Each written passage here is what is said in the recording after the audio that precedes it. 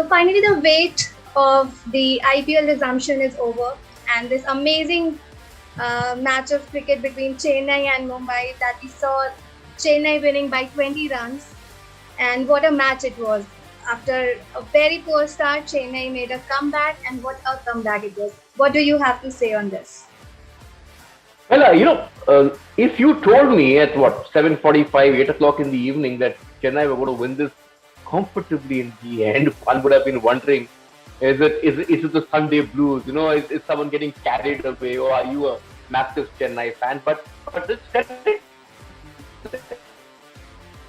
they've come on this run, and let's when Dhoni fell, it was what 24 for 4 on the scoreboard with Raidu already gone. It's 24 for 5. At that point, I was wondering, will they even get to 100?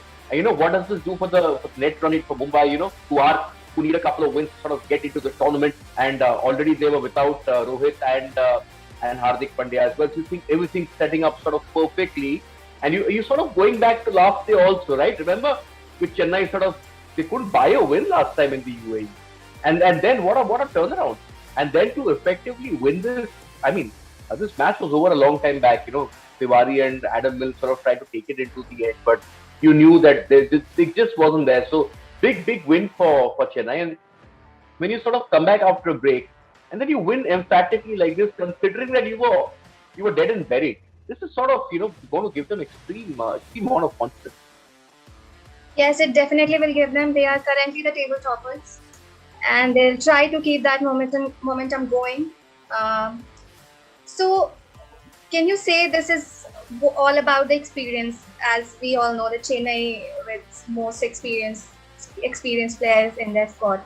So, is this about the experience, or just because their Mumbai's two players were not there in the team, like you mentioned, Rohit and Hardik? Was I think I wouldn't say, Shrishti. I wouldn't say it's experience, because at the top. I mean, you had Far going, and then you had Raina playing a nothing shot really. Let's be fair. At the start of the game, when I saw the pitch, you've got this image, especially with the Ashwin selection happening for the World Cup. You're thinking it's going to be slow, it's going to be low, it's going to turn, and then you have almost like a green track, and the Chennai batsmen all over the place. At that point of time, you're wondering, what's going on. But credit to Ruturaj Gaikwad, the way he played. Last season, I think, in the UAE, he wasn't able to convert those runs, and Dhoni kept talking about how there's a lot of promise, and they see him as one of their batting stalwarts heading into the future. With once all the experienced players sort of go away, and he just showed why that he is spoken of so highly. It's just down to him. If you didn't have the runs on the board, if you were 100 all out, or you limped about to 110, or somehow the other, the game was gone. It was not about experience. I just think the young man sort of grabbed the occasion. The IPL throws you these lifelines, it throws you these opportunities, and the ones who've done well over the past since 2008 are the ones who've grabbed those opportunities over the years. Jadeja himself, I remember, in that first IPL when he was playing for Rajasthan Royals. So a lot of these players who've come to the IPL sort of grabbed their opportunities, which is exactly what Ruturaj did. And once you've sort of got those runs on the board, 150 odd, then it's a matter of squeezing the opposition out, which the bowlers did. Sort of, going back to Chennai, they've always had these bowlers who sort of, who are not express pace, but they know how to get the. You just need to give them runs on the board. Last season, I don't think they were giving runs to the batters. Even this time, the batters almost made a complete mess of it. Then, him, and then the way Jadeja stood around, that big partnership with them past the 100. Sort of, then they had that perfect sort of launch at the end. They were there to go for the launch, and then Bravo and him getting those runs. It came down to that. It came down to how they sort of negotiated that entire period when they were 24 for 5 effective. And if we are talking about the mistakes that Mumbai team made, can you name a few? I wouldn't say mistake. Let's be fair. A lot of these players are actually playing for a long time and sort of coming back after that break. And it's been a while. I remember I was down with COVID at the time when that first IPL the season started, and sort of the IPL kept me going because I was in isolation. I was extremely unwell, and every night you sort of wanted to just it sort of kills the boredom, when you especially, how it is when you're locked up in a room and, your health isn't the best and, just have these earphones on and hear the commentary. So, I just think that Mumbai will take the game. Mumbai have traditionally been slow starters. The problem with an IPL resuming like this is that sort of, I think Mumbai, they may not have the time anymore to sort of, to play around with. We've seen them come back from even losing 4 or 5 games in the past and then sort of going on this run and getting in. Yeah. The good thing in the favor is that it's very tight. That bunch after 1, 2, and 3 probably it's very close. 8, 6, 4. So they still have some amount of time, but I think that when they look back, they'll figure out that catch which was dropped of Ruturaj, I think of Rahul Chahar, that was the crucial one, wasn't it? To get him out, get them out to 70, 80, maximum 100. It's just conjecture, but that if they look back at it, it's that point. If they had grabbed that chance, that got behind situation, then that game was probably there. And I think for the rest of the team, and it takes time to really sort of get going. Let's not forget, I mean, since the last IPL, those who've been in the Indian team have sort of been abroad and played, and some have played leagues across the country, but where you don't have that kind of proper cricket, which is sort of day-to-day cricket, which usually happens heading into an IPL season. So it's going to take time. But I'm not too worried about Mumbai because they're a good team. Good team sort of somehow they know how to get their act together. Just a couple of players coming in sort of boost them. I still think that their fate is in their own. There is one more thing. What you have to say about this rivalry overall? Even with a small score, they managed to keep the audience glued to the televisions.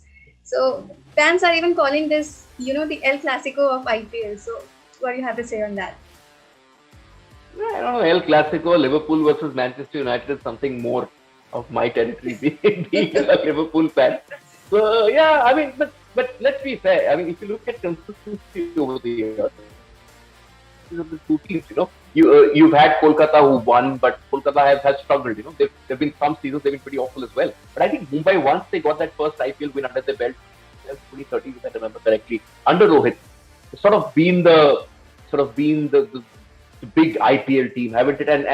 And Chennai initially, I mean, when 2008 the IPL started, Chennai became the big IPL team. They lost the first year, the final, and then sort of second and third years they won. And they've been on this sort of been around always, been consistent. It's very often they don't make the playoffs.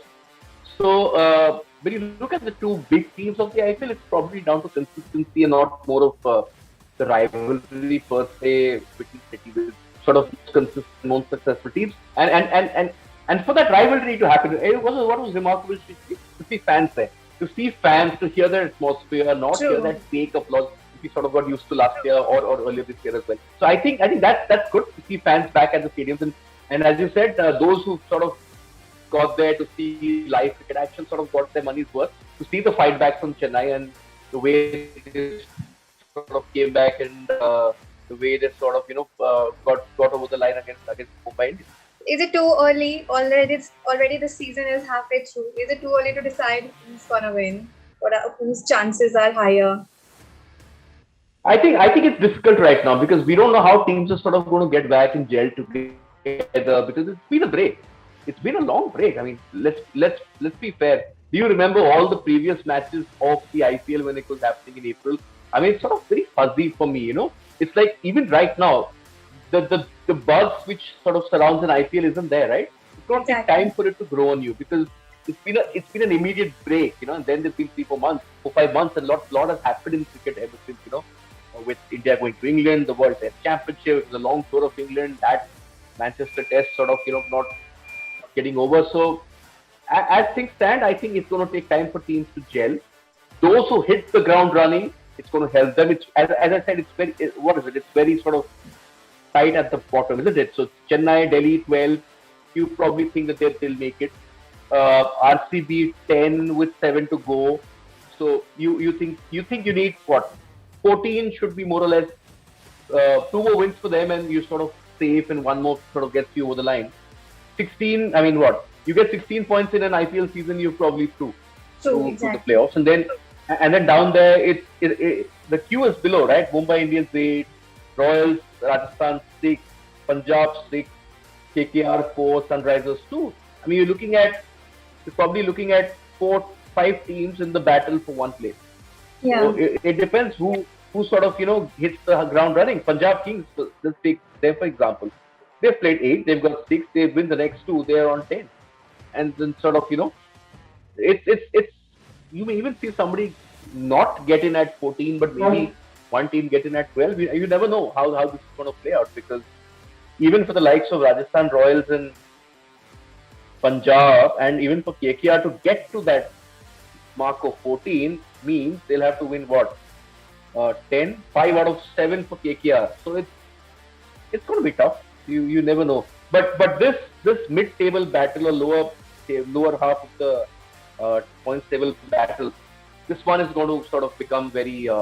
It's going to make the IPL very interesting, because you already know two teams are almost sort of. So I think it's very similar to last year. A couple of teams having that early start, and you sort of knew that they were through, and then the battle came. That mid, who gets the It got 3, 4, 5, 6. interesting. I think last time 3, 4, 5, 6 was very close. Yes. So if we head towards somewhere there, that's going to be interesting, and whoever hits the ground running, you thought Mumbai hit the ground running, especially when they had Chennai 3, 4, 5, and then Chennai fought back. So if we get games like this, well, it's going to be late night chats like this for you and I.